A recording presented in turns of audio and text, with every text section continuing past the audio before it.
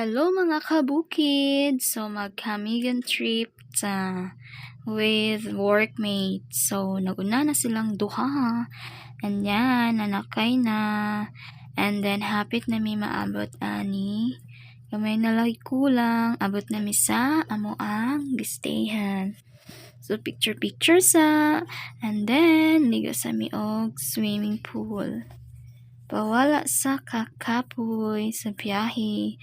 So, chit-chat, marites pa yarn, bitaw, nag-chill-chill, or good me rin gapita, wag mi nag-marites. So, pila rabay kaligo, kaya raman ni kay mulaag na pud mi ikat, ugma. So, mao ni amo ang first stop sa walkway to the old volcano. And then maon ni ilahang ginatawag og Sunken Cemetery. While naghuwat mi sa bangka kay muadto mi modong mi anang cross. So nag-video sa ako diri. Mao ni ilahang cemetery nga naa sa tunga-tunga sa dagat.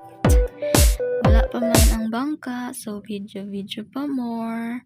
And then ari mi sa kaning ginatawag nila og spa water pool.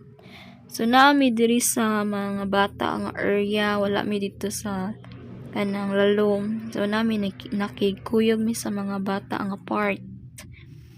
Kay para safe lang ba char. So ari na pud mi sa cold spring. So ang Camiguin di ay mga kabukid kay abunda ni sila og tubig.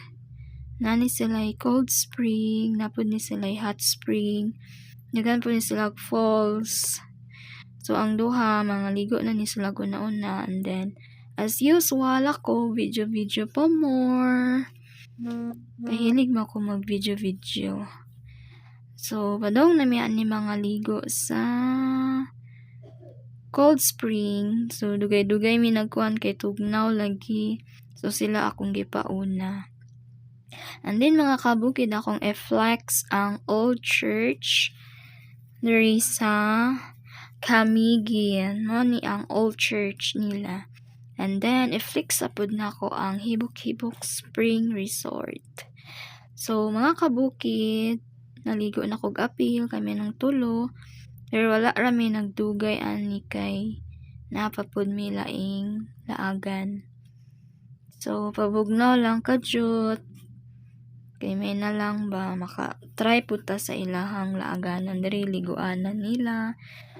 So kadyot rami ani kay tugnaw kay ni ilahang tubig.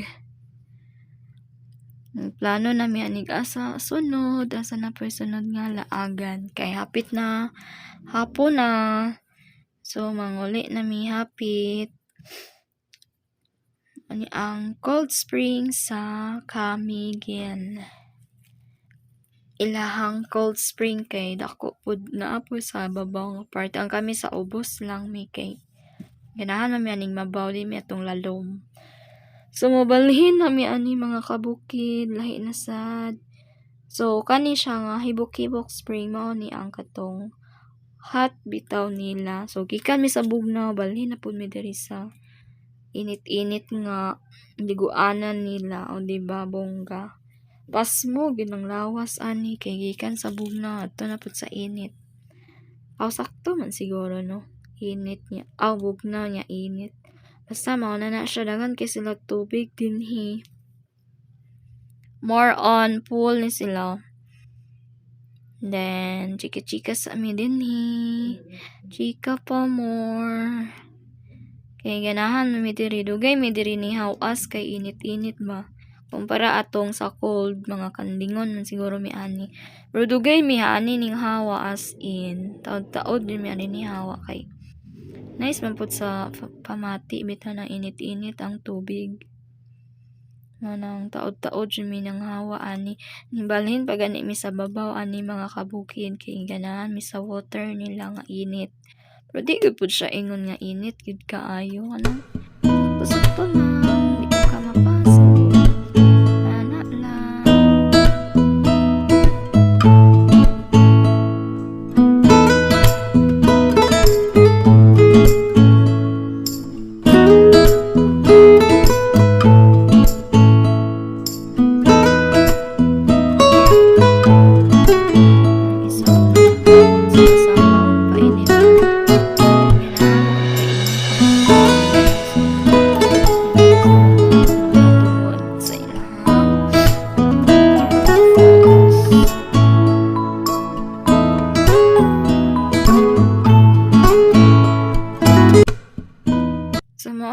katong ilahang old church sa Camiguin. Nice kaayo nawa ang mga kahoy.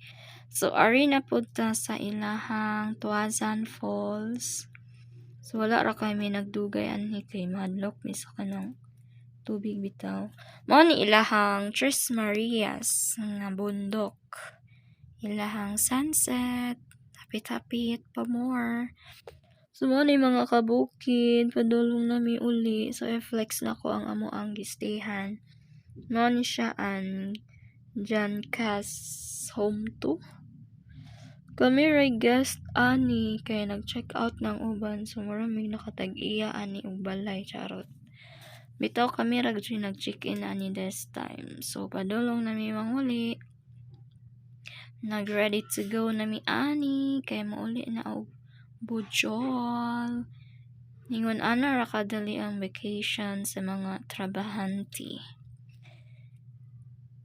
Padulong na nagulat na nami sa pier. Bye everyone. Thank you.